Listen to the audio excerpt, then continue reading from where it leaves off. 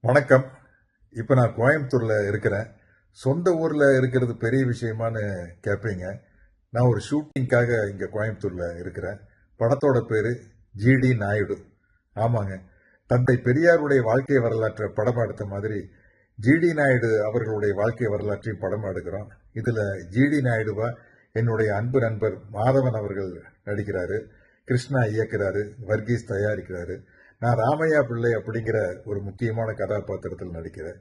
இப்போ கோயம்புத்தூர்ல ஜிடி நாயுடு படத்தினுடைய ஷூட்டிங் நடந்துட்டு இருக்கிற இதே நேரத்தில் ஒரு மிகப்பெரிய மேம்பாலத்திற்கு நம்முடைய திராவிட மாடல் அரசின் முதலமைச்சர் முத்துவேல் கருணாநிதி ஸ்டாலின் அவர்கள் ஜிடி நாயுடு அவர்களின் பெயரை சூட்டி மகிழ்கிறார்.